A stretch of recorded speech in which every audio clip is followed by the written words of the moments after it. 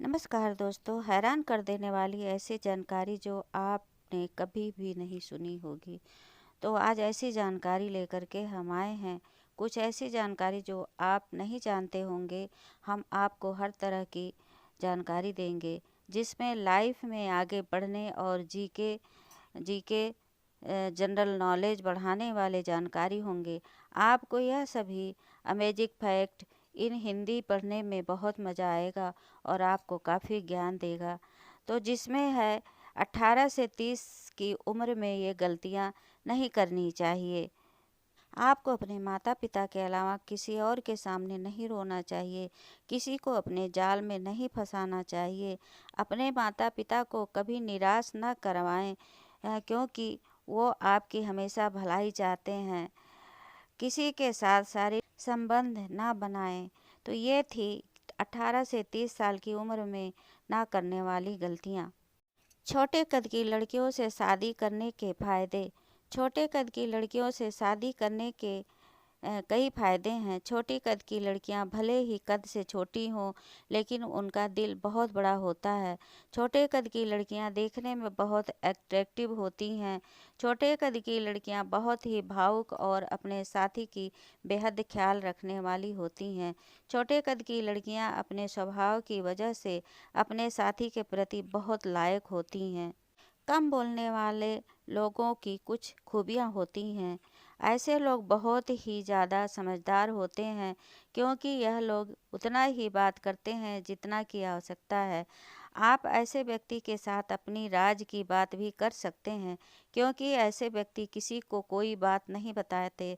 ऐसे लोगों को समझना थोड़ा कठिन होता है, पर ऐसे लोग दिल के काफ़ी अच्छे और सच्चे होते हैं। ऐसे लोग अपने जीवन का बहुत बड़ा समय अपने लक्ष्य की ओर ही लगा देते हैं। ऐसे लोग ही ज़्यादा सफल होते हैं क्योंकि ऐसे लोगों के आसपास ध्यान भटकाने वाले लोग बहुत ही कम होते हैं। ऐसे लोगों की एक बात बहुत अच्छी है कि ये केवल सच ही बोलते हैं। ऐसे लोग अपने दोस्त बहुत कम ही बनाते हैं, लेकिन जितने बनाते हैं बहुत ही सच्चे बनाते हैं। तो क्या आप जानते हैं कि पृथ्वी का नामकरण कैसे हुआ? पृथ्वी कैसे बनी और उसे बनाने में किन किन प्रक्रियाओं और कारकों का योगदान था, आइए जानते हैं कि इस बारे में क्या कहता है विज्ञान। गैस और धूल के कणों से शुरुआत। अरबों साल पहले मिल्की वे गैस गैलेक्सी के एक कोने में गैस और धूल का बादल घूम रहा था। इसमें किसी पुराने तारे के अवशेष भी थे जिसमें बहुत पहले सुपरनोवा विस्फोट हुआ था। गैस और धूल के कण तैरते रहे, लेकिन वे शुरू में दूर दूर ही थे। लेकिन तभी पास के एक तारे में भी सुपरनोवा विस्फोट हुआ, जिससे अंतरिक्ष में प्रकाश और ऊर्जा के झटके वाली तरंगें चारों ओर फैल गई। इससे इस बादल में गैस और धूल के कण पास पास आ गए। सूर्य और चक्रिका का निर्माण।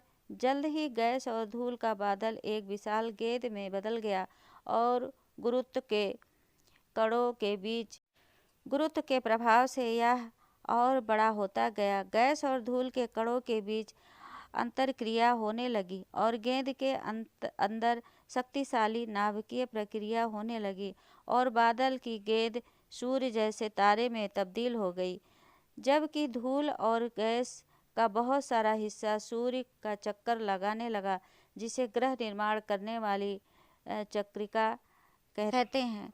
कालांतर गैस और धूल कण फिर आसपास और ग्रह निर्माण की प्रक्रिया शुरू हो गई। जल्द ही ये गैस और धूल के कण मिलकर एक बड़ा आकार लेने लगे, जबकि गैस और धूल के कण अब भी सूर्य का चक्कर लगा रहे थे। इन पिंडों से धूल और गैस के कण और ज़्यादा मात्रा में जुड़ने लगे। उसमें से एक पिंड आगे चलकर हमारी पृथ्वी बन गई। तो इस तरह से पृथ्वी का निर्माण हुआ। वहीं दूसरे हिस्सों में बुध, शुक्र, मंगल, गुरु, शनि, यूरेनस और नेपच्यून ग्रह और उनके चंद्रमा भी बने। सभी शिशु ग्रह घूर्ण कर रहे थे और अपने आसपास का पदार्थ अपनी ओर खींच भी रहे थे और अपना आकार बढ़ा रहे थे। हमारी पृथ्वी से भी कई पत्थर टकरा रहे थे और उसके अंदर गिर रहे थे।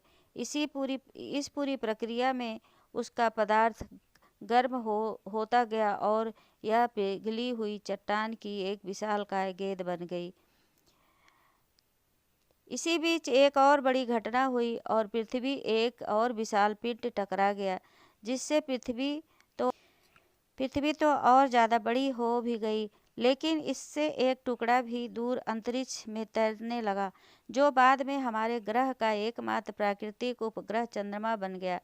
इस अवधारणा पर कुछ वैज्ञानिकों को आपत्ति भी है, लेकिन अभी यही धारणा हम सबसे मजबूत है। उस समय की पृथ्वी में ज्वालामुखी बहुत ज़्यादा थे। धीरे धीरे पृथ्वी ठंडी होने लगी, लेकिन इसमें बहुत समय लगा। इस बीच कई बर्फ की चट्टानें और गैस पृथ्वी पर आईं और बर्फ के पिघलने से यहाँ समुद्रों और महासागरों का निर्माण होने लगा। पृथ्वी के ठंडा होने की प्रक्रिया लंबे समय तक जारी रही और पृथ्वी की ऊपरी परत ठंडी होकर ठोस हो गई, जबकि गहराई में पिघली चट्टानें गर्म ही रहीं। इसी के बाद पृथ्वी पर जीवन के अनुकूल हालात बन गए। वायुमंडल, महासागर, धरती पर पेड़ पौधे आदि से जानवरों और अन्य जीवों का विकास हुआ। इस दौरान पृथ्वी में महाविनाश की घटनाएं और कुछ चरम मौसमी बदलाव की घटनाएं भी हुई। कई तरह के नई प्रजातियां का आगमन हुआ। इस बीच डायनासोर आए और खत्म भी हो गए।